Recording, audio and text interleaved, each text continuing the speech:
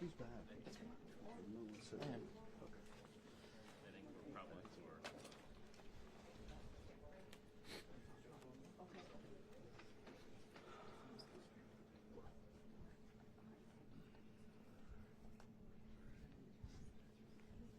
Alex, you want this one? You want it? Yes. Jim. Alex, go ahead and I mean, Alex. Here it is.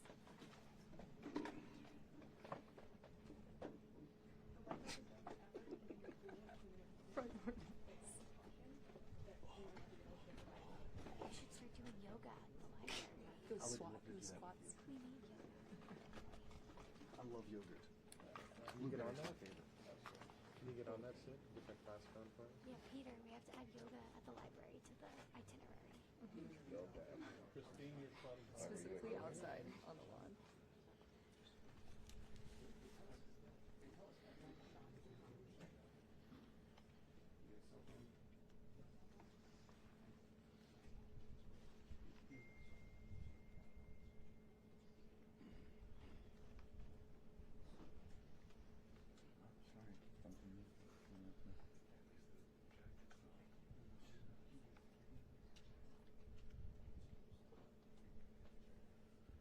Sorry.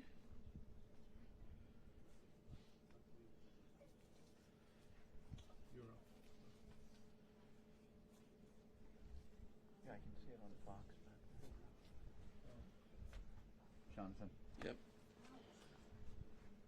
You're in the you're live in the shot. Uh-huh. You're live on Fox right now. Okay. Thank you.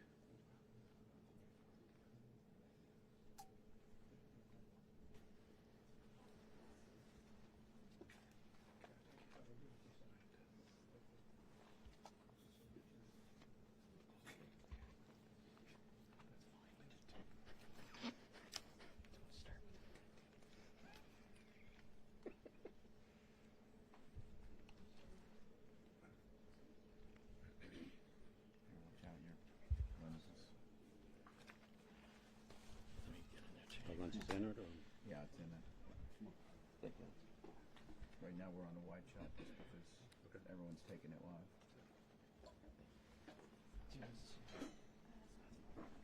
This is okay.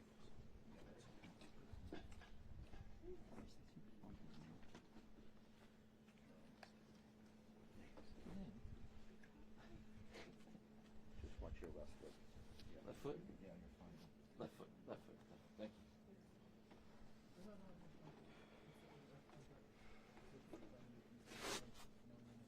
What's everybody doing?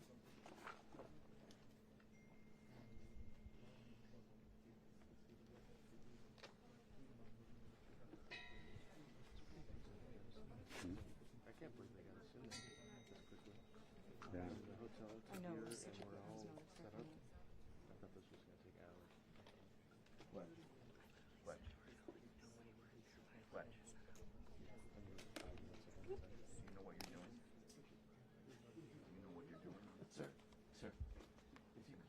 like half step back. Those are really wide angle lenses, and if the two of you move forward, you'll be in the shot as the man in the white also.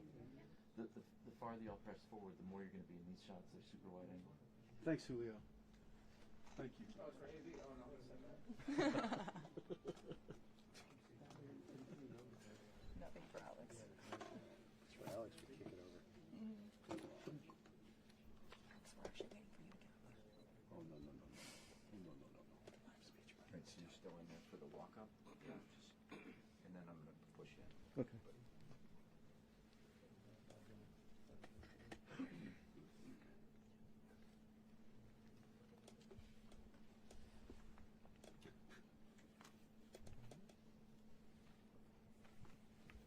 Test image. So handheld camera test image. Test image. 24 to 70. So, you're fine.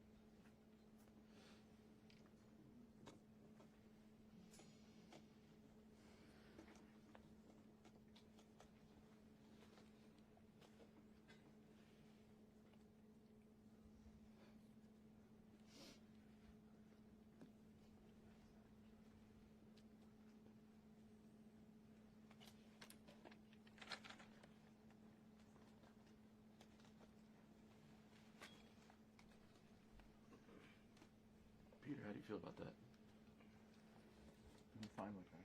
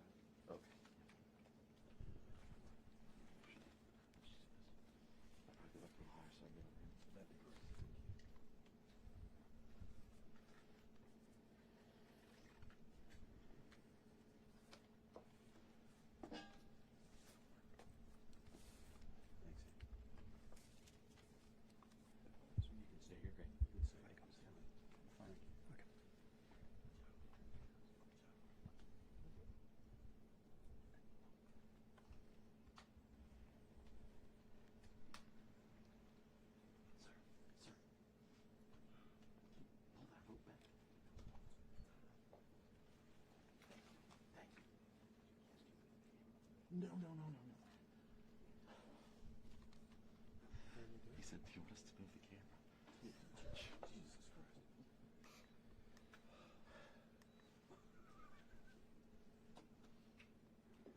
I remember my first day. This was the second cookies. 33 years ago. You get up.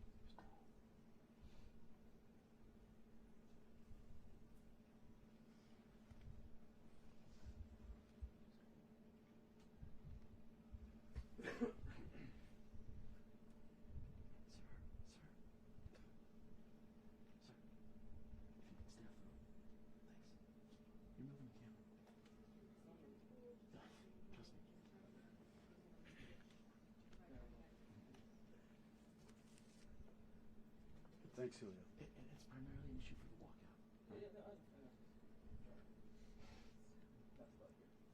The rope is pushing into it. Thank you. Thank you. Thanks, Julio.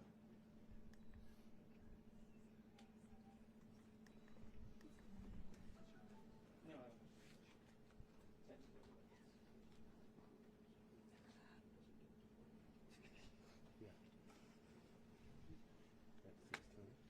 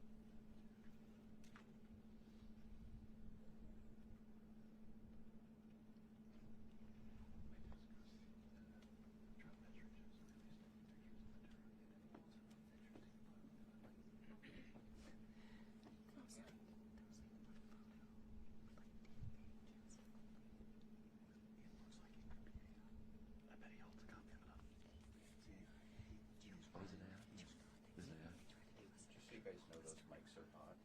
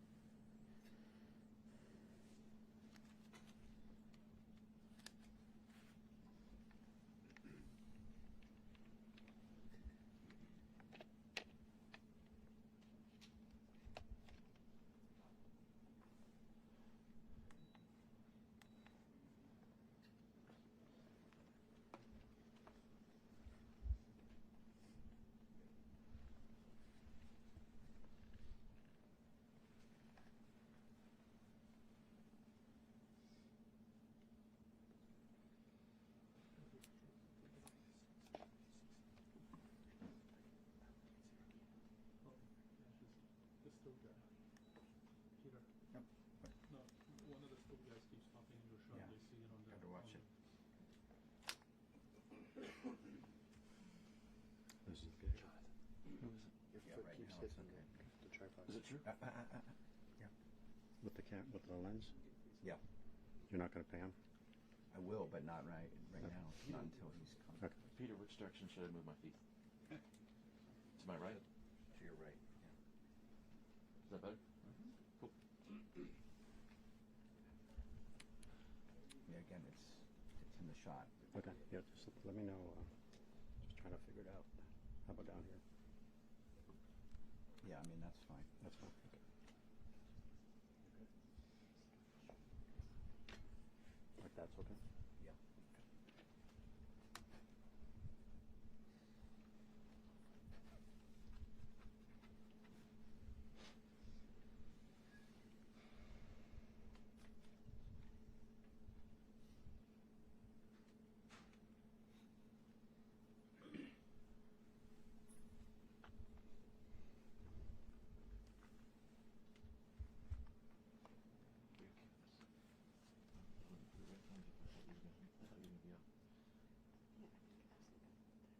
Oh,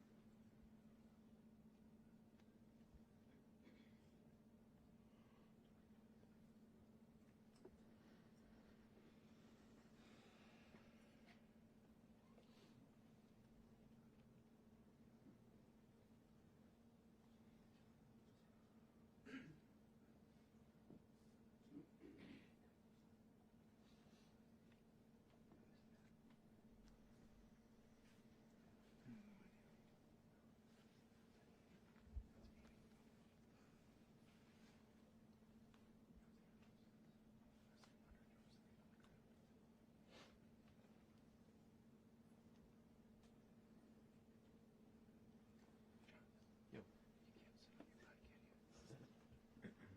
Fine. What's that? Can you stand on your butt for the walk-in so we can actually see the floor? All I do is a bald head. Can you be 6'2"? No. If I'm on my butt, I can't see over their heads. Well, you have a remote. Sam, look up. Let's see over whose head. You mean Tierney?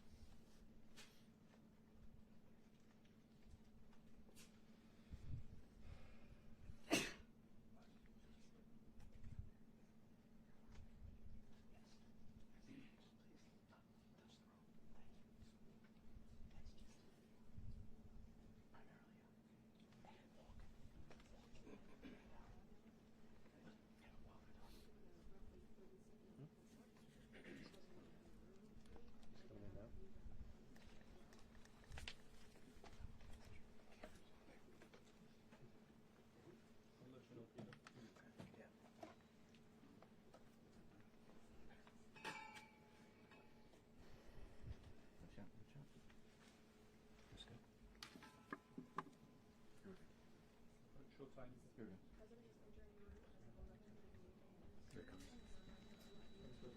we go. Mr. President?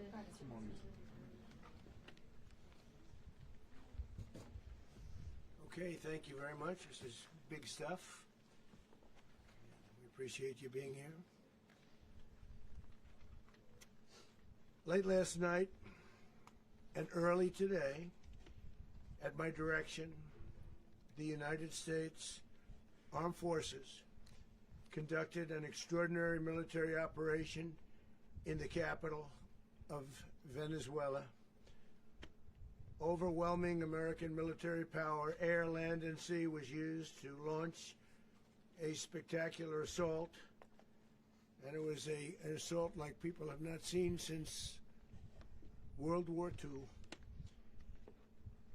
It was a force against a heavily fortified military fortress in the heart of Caracas to bring outlaw dictator Nicolas Maduro to justice.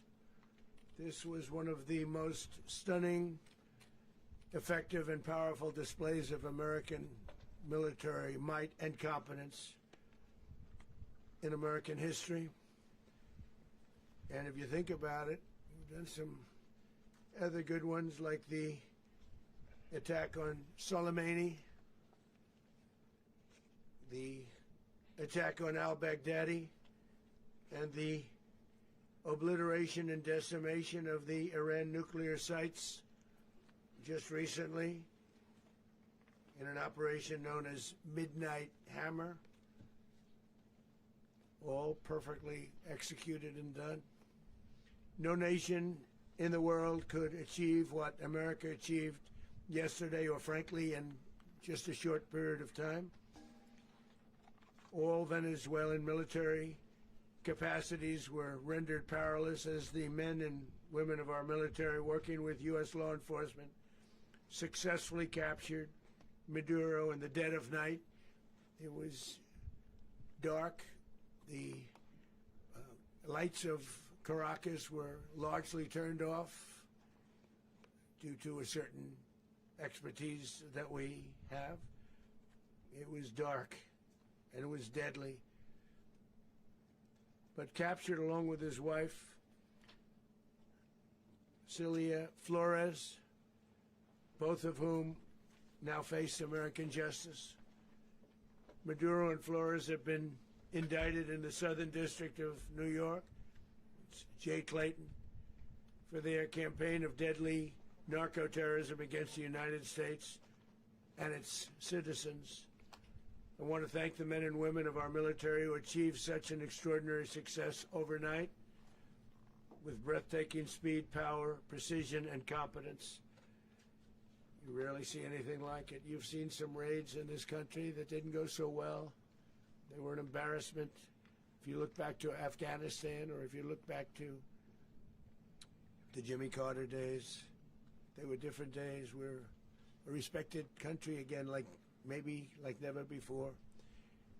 These highly trained warriors, operating in collaboration with U.S. law enforcement, caught them in a very ready position. They were waiting for us. They knew we had many ships out in the sea, just sort of waiting. They knew we were coming. So they were in what's called a ready position. But they were completely overwhelmed and very quickly incapacitated. If you would have seen what I saw last night, you would have been very impressed. I'm not sure that you'll ever get to see it, but it was an incredible thing to see. Not a single American service member was killed, and not a single piece of American equipment was lost. We had many helicopters, many planes, many people involved in that fight. But think of that, not one piece of military equipment was lost, not one service member was, more importantly, killed. The United States military is the strongest and most fearsome military on the planet by far, with capabilities and skills our enemies can scarcely begin to imagine. We have the best equipment anywhere in the world. There's no equipment like what we have, and you see that even if you just look at the boats. You know, we've knocked out 97% of the drugs coming in by sea. 90%. Each boat kills 25, on average, 25,000 people. We knocked out 97%. And those drugs mostly come from a place called Venezuela.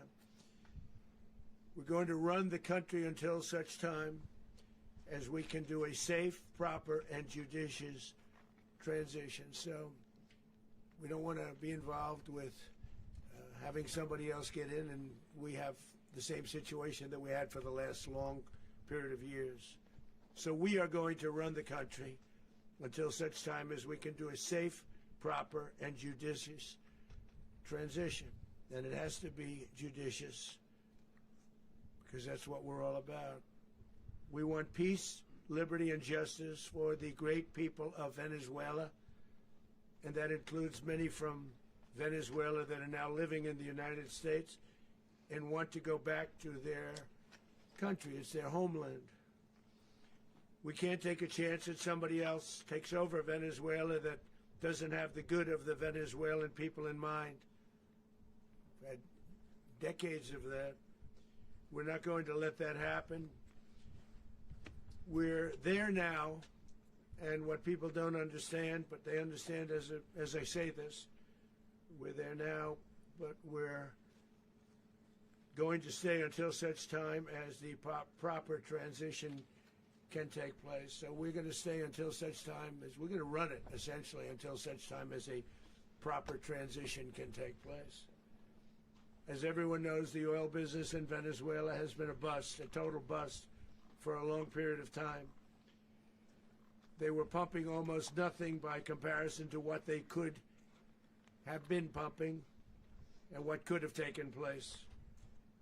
We're going to have our very large United States oil companies, the biggest anywhere in the world, go in, spend billions of dollars, fix the badly broken infrastructure, the oil infrastructure, and start making money for the country.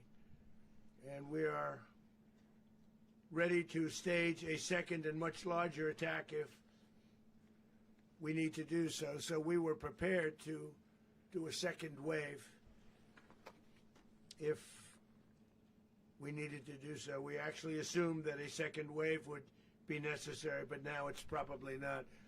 The first wave, if you'd like to call it that, the first attack was so successful, we probably don't have to do a second, but we're prepared to do a second wave, a much bigger wave, actually. This was pinpoint, but we have a much bigger wave that probably won't have to do. This partnership of Venezuela with the United States of America, a country that everybody wants to be involved with because of what we were able to do and accomplish, will make the people of Venezuela rich, independent, and safe. And it will also make the many, many people from Venezuela that are living in the United States extremely happy. They suffered. They suffered. So much was taken from them. They're not going to suffer anymore. The illegitimate dictator Maduro was the kingpin of a vast criminal network responsible for trafficking colossal amounts of deadly and illicit drugs into the United States. As alleged in the indictment, he personally oversaw the vicious cartel known as Cartel de las Solas, which flooded our nation with lethal poison responsible for the deaths of countless Americans, many, many Americans. Hundreds of thousands over the years of Americans died because of him. Maduro and his wife will soon face the full might of American justice and stand trial on American soil. Right now they're on a ship they'll be heading to, ultimately, New York, and then a decision will be made, I assume, between New York and Miami or Florida. But we have people where the overwhelming evidence of their crimes will be presented in a court of law. And I've seen it. I've seen what we have. It's both horrible and breathtaking that something like this could have been allowed to take place. For many years after his term as president of Venezuela expired, Maduro remained in power and waged a ceaseless campaign of violence, terror, and subversion against the United States of America, threatening not only our people, but the stability of the entire region. And you all saw it. In addition to trafficking gigantic amounts of illegal drugs that inflicted untold suffering and human destruction all over the country, all over in particular the United States, Maduro sent savage and murderous gangs, including the bloodthirsty prison gang Tren de Aragua, to terrorize American communities nationwide, and he did indeed. They were in Colorado. They took over apartment complexes. They cut the fingers off people if they called police. They were brutal, but they're not so brutal now. And I just have to congratulate our military, Pete and everybody, and our National Guard, because the job that they've done, whether it's in Washington, D.C., where we have a totally safe city, where it was one of the most unsafe cities anywhere in the world, frankly, and now we have no crime in Washington, D.C. We haven't had a killing. We had the terrorist attack a few weeks ago. A little bit of a different kind of a threat, but we haven't had a killing in a long period of time, 6-7 months. We used to have two, on average, 2 a week in Washington, our capital. We don't have that anymore. The restaurants are opening. Everyone's happy.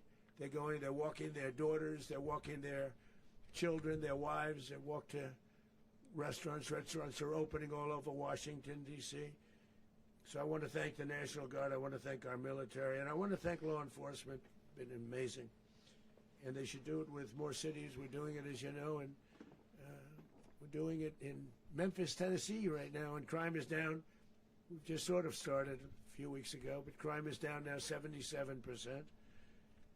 And the governor of Louisiana called, great person, and he wanted us to help him, as you know, in a certain very nice part of Louisiana, and we have done that. It was a rough section, and we have crime down. I understand it's down to almost nothing already after 2.5 weeks. New Orleans, it's down to almost nothing, and we've only been there for 2.5 weeks. Can't imagine why governors wouldn't want us to help. We also helped, as you know, in Chicago, and crime went down a little bit there. We did a very small help because we had no working ability with the governor. The governor was a disaster, and the mayor was a disaster. But it knocked down crime. But we're pulling out of there when they need us. We'll know. You'll know. You'll be writing about it. And likewise, Los Angeles, where we saved Los Angeles early on, where the head of the police department made a statement that if the federal government didn't come in, we would have lost Los Angeles. That's long after the fires. That's when they had the riots in Los Angeles. We did a great job. Got no credit for it whatsoever, but that's okay. It doesn't matter. We don't need the credit. But we'll be pulling out when they need us. They'll call, or we'll go back if we have to. We'll go back. But we did a great job in various cities. But the place that we're very proud of is Washington, D.C., because it's our nation's capital. We took it from being a crime-ridden mess to being one of the safest cities in the country. But the gangs that they sent raped, tortured, and murdered American women and children. They were in all of the cities I mentioned, Tren de Aragua. And they were sent by Maduro to terrorize our people, and now Maduro will never again be able to threaten an American citizen or anybody from Venezuela. There will no longer be threats. For years I've highlighted the stories of those innocent Americans whose lives were so heartlessly robbed by this Venezuelan terrorist organization. Really one of the worst. One of the worst, they say the worst. Americans like 12-year-old Jocelyn Nungari from Houston. Beautiful Jocelyn Nungari, what happened to her? They, as you know, they kidnapped, assaulted, and murdered by Tren de Aragua animals. They murdered Jocelyn and left her dead under the bridge. There was a bridge that will never be the same to so many people after seeing what happened.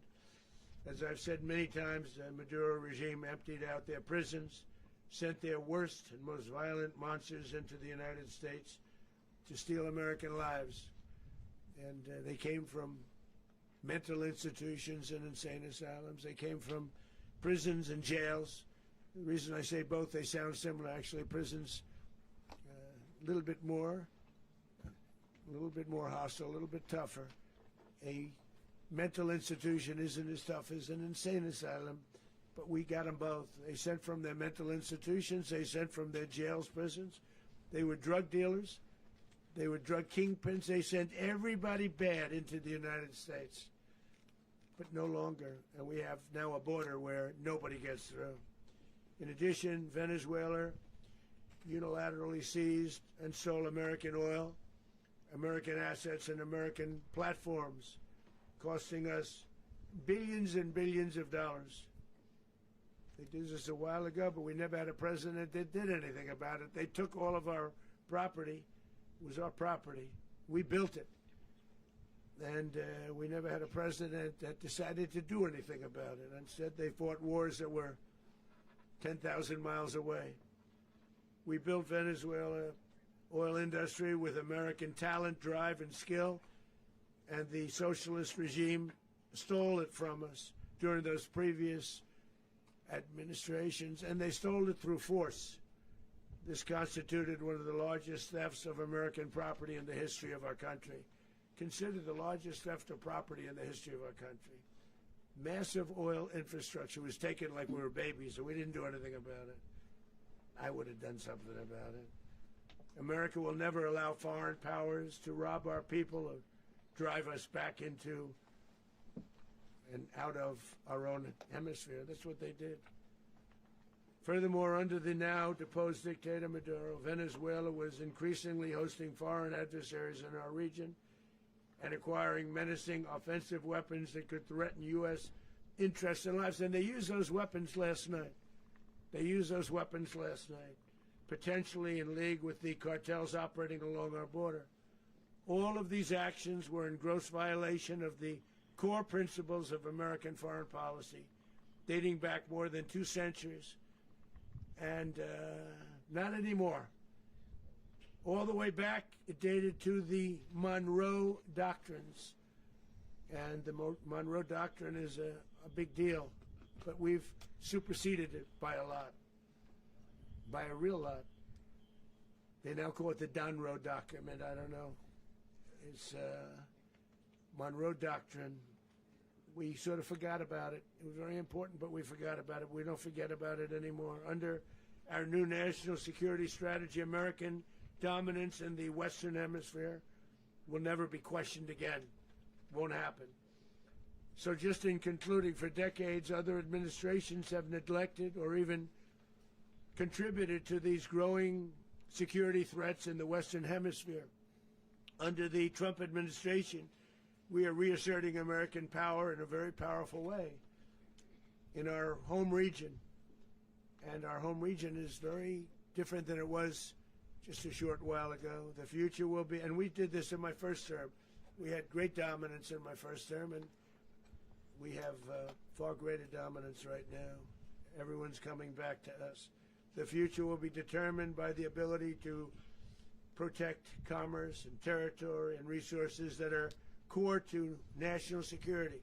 These are core to our national security. Just like tariffs are, they've made our country rich, and they've made our national security strong, stronger than ever before. But these are the iron laws that have always determined global power. And we're going to keep it that way. We will secure our borders. We will stop the terrorists. We will crash the cartels, and we will defend our citizens against all threats, foreign and domestic. Other presidents may have lacked the courage or whatever to defend America, but I will never allow terrorists and criminals to operate with impunity against the United States. This extremely successful operation should serve as warning to anyone who would threaten American sovereignty or endanger American lives. Very importantly, the embargo on all Venezuelan oil remains in full effect. The American Armada remains poised in position, and the United States retains all military options until United States demands have been fully met and fully satisfied. All political and military figures in Venezuela should understand what happened to Maduro can happen to them, and it will happen to them if they aren't just, fair, even to their people. The dictator and terrorist, Maduro, is finally gone in Venezuela. People are free. They're free again.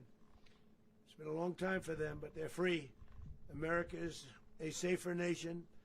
This morning, it's a prouder nation this morning because it didn't allow this horrible person and this country that was doing very bad things to us. It didn't allow it to happen. And the Western Hemisphere is right now a much safer place to be. So I want to thank everybody for being here.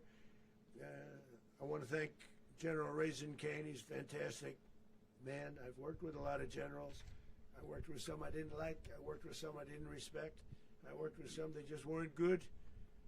But this guy is fantastic. I watched last night one of the most precise attacks on sovereignty. I mean, it was an attack for justice.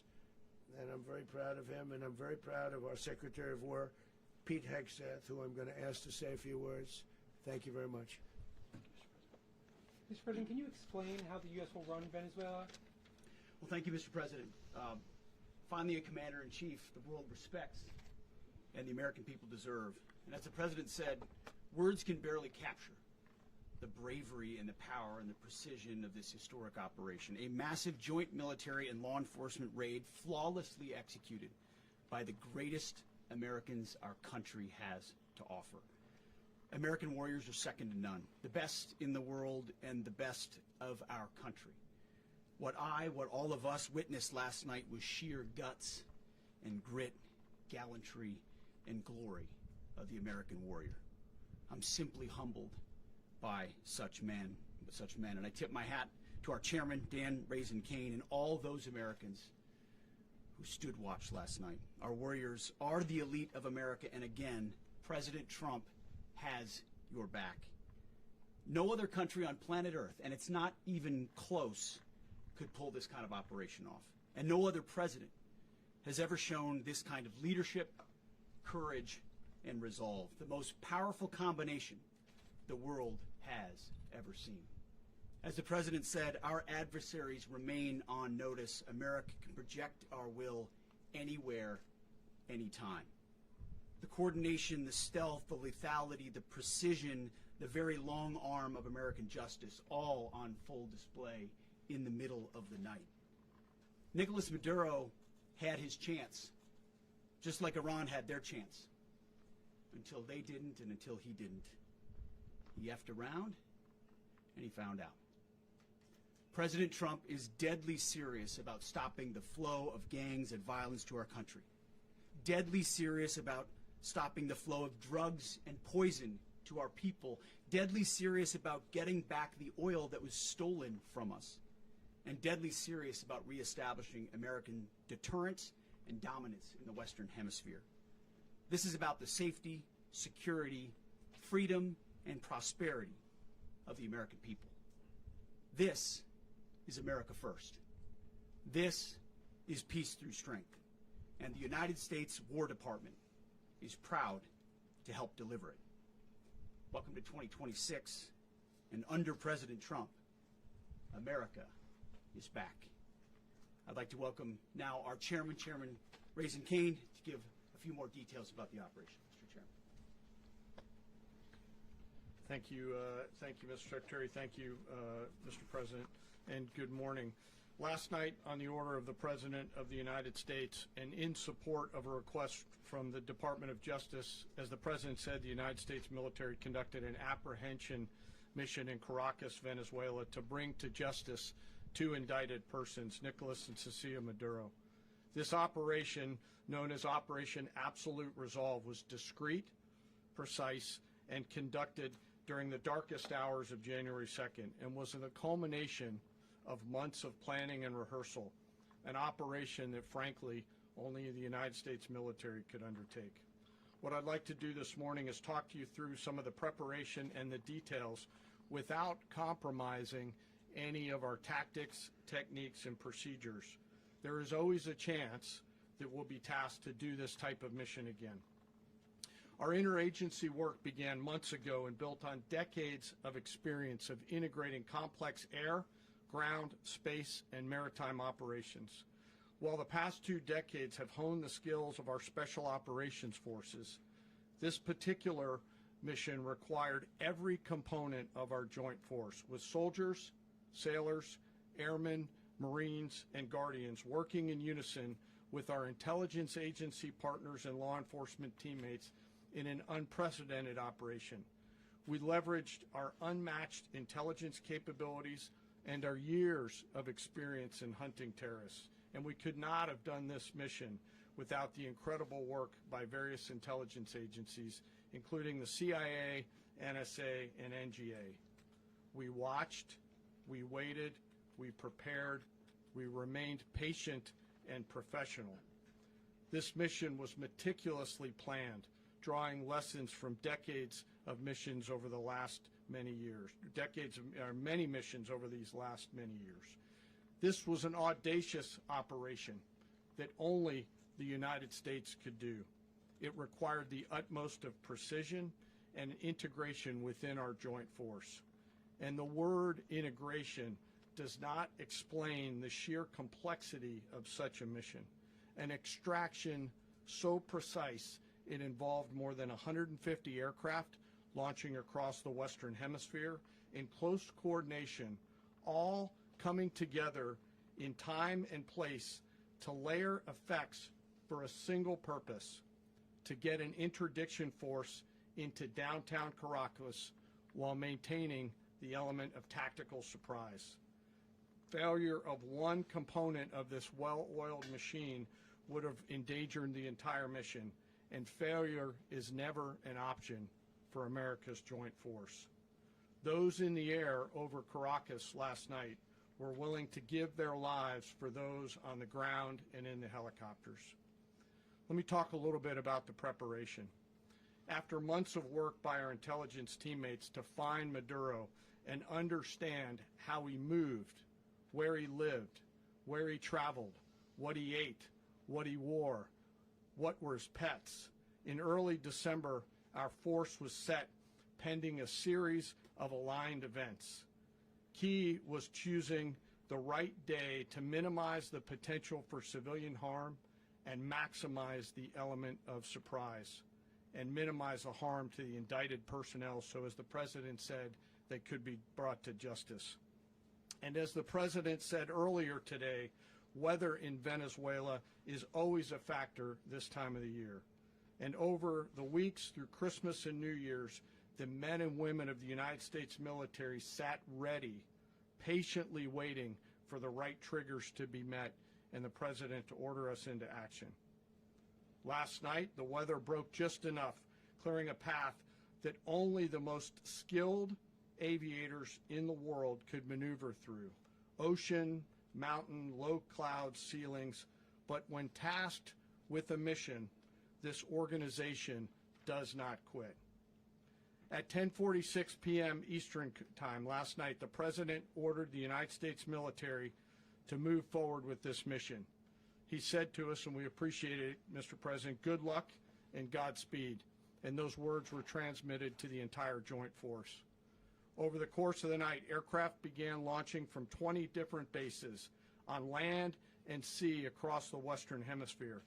In total, more than 150 aircraft, bombers, fighters, intelligence, reconnaissance, surveillance, rotary wing were in the air last night. Thousands and thousands of hours of experience were airborne. Our youngest crew member was 20, and our oldest crew member was 49, and there's simply no match for American military might. As the night began, the helicopters took off with the extraction force, which included law enforcement officers, and began their flight into Venezuela at 100 feet above the water. As they approached Venezuelan shores, the United States began layering different effects provided by Spacecom, Cybercom, and other members of the interagency to create a pathway. Overhead, those forces were protected by aircraft from the United States Marines, the United States Navy, the United States Air Force, and the Air National Guard. The force included F-22s, F-35s, F-18s, EA-18s, E-2s, B-1 bombers, and other support aircraft, as well as numerous remotely piloted drones. As the force began to approach Caracas, the Joint Air Component began dismantling and disabling the air defense systems in Venezuela, employing weapons to ensure the safe passage of the helicopters into the target area. The goal of our air component is, was, and always will be to protect the helicopters and the ground force and get them to the target and get them home. As the force crossed the last point of high terrain where they'd been hiding in the clutter, we assessed that we had maintained totally the element of surprise. As the helicopter force ingressed towards the objective at low level, we arrived at Maduro's compound at 1:01 a.m. Eastern Standard Time, or 2:01 a.m. Caracas local time, and the apprehension force descended into Maduro's compound and moved with speed, precision, and discipline towards their objective, and isolated the area to ensure the safety and security of the ground force while apprehending the indicted persons. On arrival into the target area, the helicopters came under fire, and they replied with that fire with overwhelming force in self-defense. One of our aircraft was hit but remained flyable, and as the President said earlier today, all of our aircraft came home, and that aircraft remained flyable during the rest of the mission. As the operation unfolded at the compound, our air and ground intelligence teams provided real-time updates to the ground force, ensuring those forces could safely navigate the complex environment without unnecessary risk. The force remained protected by overhead tactical aviation. Maduro and his wife, both indicted, gave up and were taken into custody by the Department of Justice, assisted by our incredible U.S. military with professionalism and precision, with no loss of U.S. life. After securing the indicted persons, the force began to prep for departure. Helicopters were called in to exfiltrate the extraction force, while fighter aircraft and remotely piloted aircraft provided overhead coverage and suppressive fire. There were multiple self-defense engagements as the force began to withdraw out of Venezuela. The force successfully exfiltrated and returned to their afloat launch bases, and the force was over the water at 3:29 a.m. Eastern Standard Time with indicted persons on board. And both Maduro and his wife were embarked aboard the USS Iwo Jima. In closing, what we've witnessed today is a powerful demonstration of America's joint force. We think, we develop, we train, we rehearse, we debrief, we rehearse again and again, not to get it right, but to ensure that we cannot get it wrong. Our jobs are to integrate combat power so when the order comes, we can deliver overwhelming force at the time and the place of our choosing against any foe anywhere in the world. I am immensely proud today of our joint force and filled with gratitude to represent them here today. There is simply no mission too difficult for these incredible professionals and the families that stand by them and support them. As we stand here this morning, our forces remain in the region at a high state of readiness, prepared to project power, defend themselves, and our interests in the region. This operation is a testament to the dedication and unwavering commitment to justice and our resolve to hold accountable those who threaten peace and stability. In closing, I want to express my heartfelt gratitude to the brave men and women who executed this mission. Their courage and tireless commitment to our nation are what makes us strong. Thank you, Mr. Secretary, and thank you, Mr. President.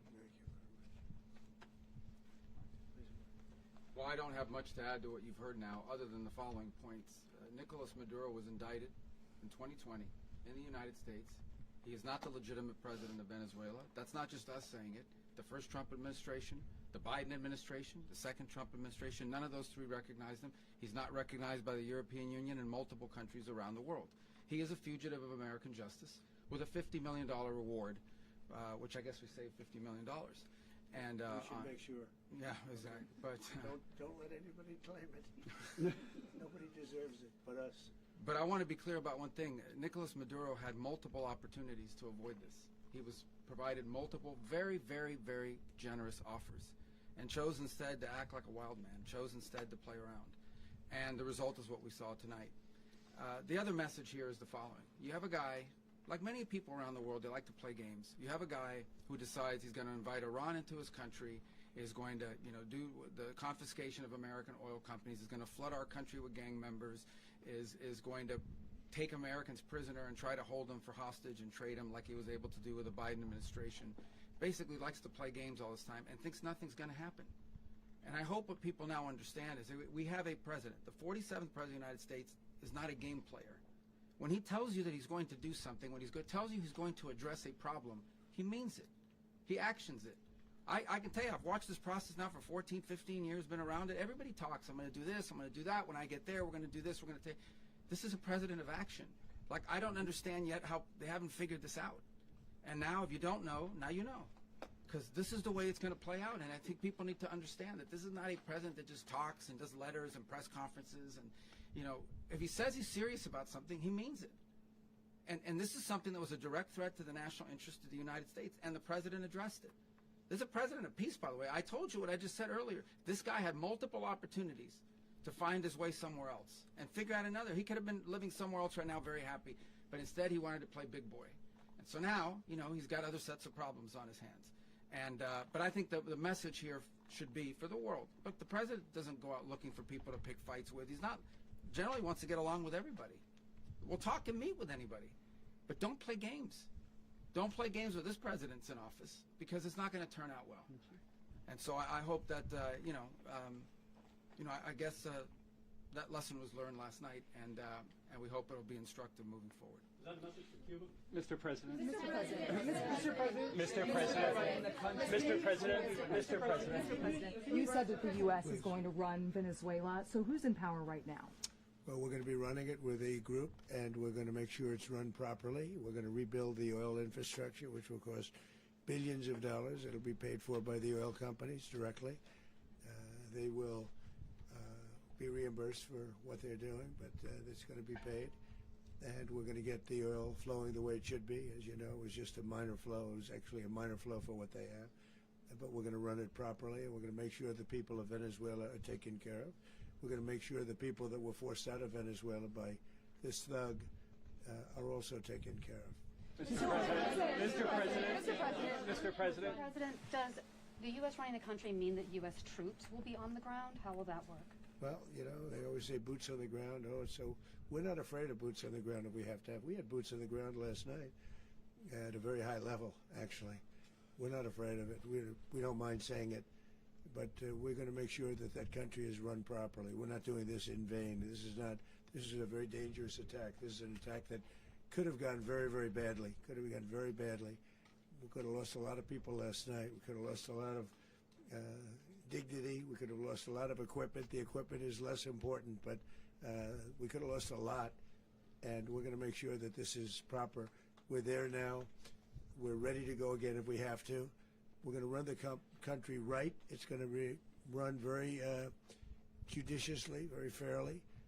It's going to make a lot of money. We're going to give money to the people. We're going to reimburse people that were taken advantage of. We're going to take care of everybody.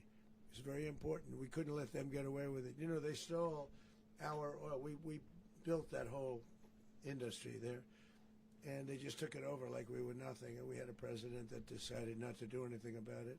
So we did something about it. We're late, but we did something about it. Yeah, please. Mr. President, can you explain the exact mechanism by which you're going to run the country? Are you going to designate a U.S. official to coordinate? It's all being done right now. We're designating people. We're talking to people. We're designating various people, and we're going to let you know who those people are. Mr. President, what's the group you mentioned that would run Venezuela? Well, it's largely going to be, for a period of time, the people that are standing right behind me.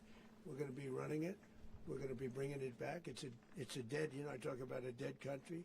A year and a half ago, we were a dead country. Now we're the hottest country anywhere in the world. We're a country doing better than any country anywhere in the world. And it required leadership. Venezuela has a lot of bad people in there, a lot of bad people that shouldn't be leading. We're not going to take a chance that one of those people take over for Maduro. So you can look at, and others, we have fantastic people, including people in the military. So we're going to have a group of people running it until such time as it can be put back on track, make a lot of money for the people, and give people a great way of life, and also reimbursement for people in our country that were forced out of Venezuela. Mr. President, Rubio would be. You said earlier today that you weren't going to back Machado to come back and be the opposition leader in your Fox and Friends interview. And then you also mentioned the Vice President of Venezuela. Are you going to work with the Vice President of Venezuela, or how do you foresee the relationship Well, going? I understand she was just sworn in, but she was, as you know, picked by Maduro. So Marco's working on that directly. He just had a conversation with her, and she's essentially willing to do what we think is necessary to make Venezuela great again. Very simple. Mr. President, Colombian President Gustavo Petro, a couple weeks ago, he said he's got to watch his ass. And today, he said he's not concerned about anything happening to him in the aftermath of this operation. So, just what your message is about that? Well, he has cocaine mills. He has factories where he makes cocaine. And yeah, I think I stick by my first statement. He's making cocaine. They're sending it into the United States. So he does have to watch his ass. Mr. President, did you notify any members of Congress in advance? Marco, do you want to talk about that? Because you were involved in it. Sure. We call members of Congress immediately after. This was not the kind of mission that you can do congressional notification on. It was a trigger-based mission in which conditions had to be met night after night. We watched and monitored that for a number of days. So it's just simply not the kind of mission you can call people and say, hey, we may do this at some point in the next 15 days. But it's largely a law enforcement function. Remember, at the end of the day, at its core, this was an arrest of 2 indicted fugitives of American justice, and the Department of War supported the Department of Justice in that job. Now, there are broader policy implications here, but it's just not the kind of mission that you can pre-notify because it endangers the mission. Mr. President, if I can add one thing to that, Congress has a tendency to leak. This would not be good. If they leaked, General, I think it would have been maybe a very different result. But I have to say, they knew we were coming at some point, We had a lot of ships out there. They sort of knew we were coming. But Congress will leak, and we don't want to leak. Mr. President, you were one of the only people to watch this all play out live. What was Maduro doing when the U.S. forces entered what I assume would be his home? And also, was there any point where the U.S. was considering if Maduro pushed back or resisted killing Maduro? It could have happened. It could have happened. He was trying to get into a safe place. You know what a safe place is, all steel. And he wasn't able to make it to the door because our guys were so fast. They went through the opposition so fast. And there was a lot of opposition. People were wondering, do we get them by surprise? Sort of surprised, but they were waiting for something. It was a lot of opposition. There was a lot of gunfire. You saw some of it today. But he was trying to get to a safe place, which wasn't safe because we would have had the door blown up in about 47 seconds, they say on average, regardless of how thick the steel was. It was a very thick door. It was a very heavy door, but he was unable to get to that door. He made it to the door. He was unable to close it. So where is Maduro going to be? Go ahead, finish. Where is Maduro going to be in the time being right now? Do you know his exact whereabouts? Well, eventually, ultimately, in the near future, he's going to be brought to New York. And where is he going to be held? Where is he going to be held in New York? Do you know? That's going to be up to the officials that do these things. Mr. President, the U.S. has something of a mixed track record of ousting dictators without necessarily a plan for what comes afterwards. Did that weigh on your decision making? Well, that's why we had different presidents, but with me, that's not true. With me, we've had a perfect track record of winning. We win a lot, and we win. If you look at Soleimani, you look at al-Baghdadi, you look at the Midnight Hammer. Midnight Hammer was incredible. Right now, you wouldn't have peace in the Middle East. We have essentially peace in the Middle East because of that. If we weren't successful with Midnight Hammer, you wouldn't have peace in the Middle East. So, with me, you've had a lot of victory. You've had only victories. You've had no losses. Yeah. Mr. President, can you? How long do you expect the U.S. to run Venezuela, and how soon do you want the Venezuelan people to hold elections? So I'd like to do it quickly, but it takes a period of time. You know, we're rebuilding. We have to rebuild their whole infrastructure. The infrastructure is rotted. It's actually very dangerous. It's blow-up territory. Oil is very dangerous. It's a very dangerous thing to take out of the ground. It can kill a lot of people. It has killed a lot of people doing just that. The infrastructure is old. It's rotted. Much of it is stuff that we put there 25 years ago, and we're going to be replacing it. And we're going to take a lot of money out so that we can take care of the country. Are you saying that Secretary Rubio and Mr. President, China, Russia, and Iran have interests in Venezuela. How does this operation affect your relationships with them when it comes to the oil and drugs? In terms of China and Russia, Russia when we get things straightened out. But in terms of other countries that want oil, we're in the oil business. We're going to sell it to them. We're not going to say we're not going to. In other words, we'll be selling oil, probably in much larger doses because they couldn't produce very much because their infrastructure was so bad. So we'll be selling large amounts of oil to other countries, many of whom are using it now, but I would say many more will come. Are you saying that, Mr. President, are you saying that? Mr. President, thank you. What is your message to the people of Venezuela today? Of course, the civilian population specifically, they have a lot of questions. What is your message to the people of Venezuela? That you're going to have peace, justice. You're going to have some of the riches that you should have had for a long period of time. It was stolen from you. But you're going to have peace, and you're going to have safety. You're going to have justice. You're going to have a country. You're going to have a real country. You're going to have potentially a great country. You know, if you go back 20 years, maybe even a little longer ago, that was a great country, and they destroyed it. Remember I said that if we lose this election, the United States will be Venezuela on steroids. That's what would have happened. Had we lost the election, the 2024 election, we suffered so badly. When you look at the border from 2020, what they did, what Joe Biden administration did to our country should never be forgotten. But if we had to go through another year of that, we wouldn't have. We would be exactly where Venezuela was in terms. I used to say, if they win, we're going to be Venezuela on steroids, and that's what would have happened. President, thank you. Are you saying that Secretary Hegseth and Rubio are going to be running Venezuela, and will you be sending in U.S. military troops to provide? They're going to be a team that's working with the people of Venezuela to make sure that we have Venezuela right. Because for us to just leave, who's going to take over? I mean, there is nobody to take over. You have a vice president who's been appointed by Maduro. And right now she's the vice president, and she's, I guess, the president. She was sworn as president just a little while ago. She had a long conversation with Marco, and she said, we'll do whatever you need. I think she was quite gracious, but she really doesn't have a choice. We're going to have this done right. We're not going to just do this with Maduro, then leave like everybody else, leave and say, let it go to hell. If we just left, it has zero chance of ever coming back. We'll run it properly. We'll run it professionally. We'll have the greatest oil companies in the world go in and invest billions and billions of dollars and take out money, use that money in Venezuela. And the biggest beneficiary are going to be the people of Venezuela. And also, I can't stress this strongly enough, the people that got thrown out of Venezuela that are now in the United States, and frankly, some want to stay, and some probably want to go back. Yeah. So, Mr. President, what is being done to protect Americans in the country, and were any of the detained Americans Well, right now they're very last protected night? because nobody's going to mess with us. They're very protected. The people of, and we let them know that you better not touch one of them. And are you concerned that bad elements of the Maduro regime will remain in place? Well, we know who they are. We're on them, and they're acting much differently now than they would have acted 2 days ago. And what can you okay, say wait, about behind you, please. Mr. President, why is running a country in South America America first? Well, I think it is because we want to surround ourselves with good neighbors. We want to surround ourselves with stability. We want to surround ourselves with energy. We have tremendous energy in that country. It's very important that we protect it. We need that for ourselves. We need that for the world. And we want to make sure we can protect it. Yes, sir. Please, go ahead. Yeah, is there a message here for Cuba and Diaz-Canel? Well, Cuba is an interesting case. Cuba is, not doing very well right now.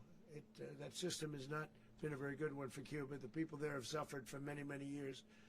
And I think Cuba is going to be something we'll end up talking about, because Cuba is a failing nation right now, very badly failing nation. And we want to help the people. It's very similar in the sense that we want to help the people in Cuba, but we want to also help the people that were forced out of Cuba and living in this country. Do you want to say something about that, Marco, please? Well, I mean, I just gave you a statement a few minutes ago about, when the president speaks, you should take him seriously. So suffice it to say, Cuba is a disaster.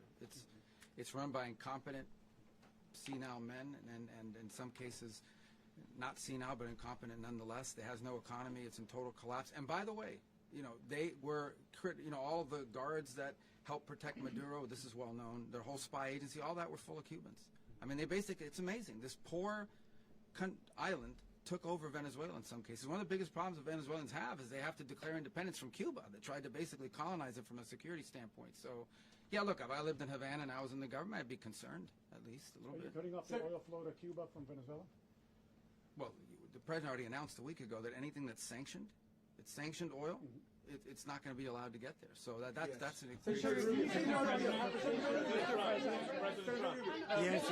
The answer is yes. Mr. President. Is the U.S. aware of the location of opposition leader Machado, and have you been in contact with her? No, we haven't. No, we haven't. Mr. President, on Monday. I think it would be very tough for her to be the leader. She doesn't have the support within, or the respect within the country. She's a very nice woman, but she doesn't have the respect. Mr. President, is it possible that the U.S. ends up administrating Venezuela for years? Well, it won't cost us anything because the money coming out of the ground is very substantial, so it's not going to cost us anything. So the U.S. isn't going to dedicate any money to... Well, we want safety there. We want to be surrounded by countries that aren't housing all of our enemies all over the world. That's what was happening, and you don't want to have that. But we're going to be rebuilding, and we're not spending money. The oil companies are going to go in. They're going to spend money. We're going to take back the oil that, frankly, we should have taken back a long time ago. A lot of money is coming out of the ground. We're going to get reimbursed for all of that. We're going to get reimbursed for everything that we spend. So it's going to be a very important. This is a very big evening that took place last night. We have to be surrounded by safe, secure countries, and we also have to have energy. Very important. We have to have energy that's real energy, not where they're getting 4% and 5% of the energy out of the ground. You take a look. It was such a disaster. So what's going to happen with Venezuela, I think, over the next period of a year is going to be a great thing. And the people of Venezuela will be the biggest beneficiaries. Mr. President, on Monday, U.S. military. Mr. President, thank you. What did you last speak to Maduro about when you spoke? And is the Well, US I don't want to get into the Venezuela? conversations, but I did have conversations with him, and I said, you got to surrender.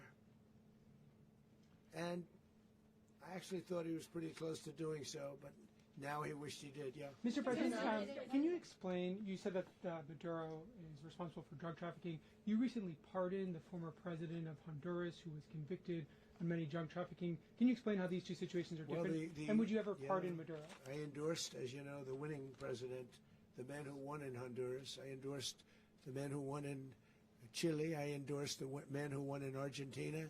And we are doing very well with that whole group. What the man that I pardoned was, if you could equate it to us, he was treated like the Biden administration treated a man named Trump. That didn't work out too well for them.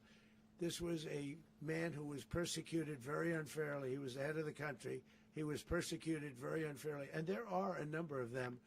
And we felt that it was a very unfair situation that happened to him. He's also a party member of the man who won. So obviously the people liked what I did. And one of the reasons that was done is because of the fact that the party in power felt very strongly that that man was treated very badly.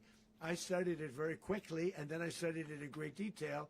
I went to a lot of the people standing behind me, and they felt that that man was persecuted and treated very badly. That's why I gave him a pardon. Mr. President, you referenced boots on the ground earlier. Can you just sort of button this up? Do you envision the U.S. military having a presence in Venezuela as the U.S. runs that country? Well, no, we're going to have a presence in Venezuela as it pertains to oil, because we have to have, we're sending our expertise in. So you may need something, not very much. But no, we're going to be taking out a tremendous amount of wealth out of the ground. and that wealth is going to the people of Venezuela and people from outside of Venezuela that used to be in Venezuela, and it goes also to the United States of America in the form of reimbursement for the damages caused us by that country. So I want to thank you all very much. Thank you. Do you have one? Yes, please. You were so nice before. I'm going to give you the final question. Go Thank ahead. you, Mr. Unless it's a bad question, in which case I'll go one more. It's about who? It's about Putin, if you want. About Putin? Well, that's always nice. You had a to talk phone. about Putin. You had a phone call with him on Monday. Did he talk at all about Maduro? Did y'all talk about this? No, we didn't. And We then, never spoke about Maduro. Are you mad at him right now? I mean, there's this I'm not intelligence. thrilled with Putin. I'm not thrilled with Putin. He's killing too many people. There was that intelligence. I thought that would be so. I settled 8 1/4 war. You know what the 1/4 was? Thailand and Cambodia. I did it again. They broke out, and I did it in about 5 hours, and I settled it. I'm giving myself 1/4, so I'm up to now 8 1/4. In other words, I settled the war, but then they broke out. They had a pretty bad breakout over the last 4 days. I got them to go back to peace. So I only give 1/4. I thought the easiest one would be, one of the easier ones would be Russia, Ukraine. It's not. And they both have done some pretty bad things. And look, that's Biden's war. That's not my war. But I want to stop the lives. Did you see where last month, 30,000, it was 27,000 the month before. 30,000, mostly soldiers, were killed this last month. 30,000. I want to stop that. You know, I got NATO to pay 5% instead of the 2% that they weren't paying. They weren't paying 2, now they pay 5. And we send them a lot of munitions, we send them a lot of things, missiles and various other things, a lot. And they pay. The United States is not losing money. We're probably making money on that. It's the last thing I care about. I just want to stop all those people. We're losing 25, 30,000 human beings. They come from 2 places that are very far away. But if I can stop, because it's something I've been pretty good at doing, deals, I guess. It's all a deal. Life is a big deal. But if I can stop that war and stop 30,000 young people, in addition to the fact that people are being killed in Kiev, people are being killed in other cities throughout, you know, a much smaller number, but they're being killed, viciously killed. So I'm not happy about it. I thought that would be something that would get solved. We have Mr. Witkoff here. I think that we're making progress, but that's a war that should have never happened. If I were president, it would have never happened. Putin says it. Everybody says it. If I were president, that would have never happened. But I inherited that war. That was Joe Biden, Zelensky, and Putin. I came into the situation, and it's a mess. And I will say this. I watched an operation last night that was so precise, that was so brilliant. I mean, it was incredible. If we had our people, like this general, and our people involved, that war would not have gone on very long, that I can tell you. You told me that war, to use an old term, that war has become a bloodbath. And we wanted to get some. Thank you very much. Are you concerned a rogue Venezuelan general can take over the country? Can you talk about your conversation with the vice president?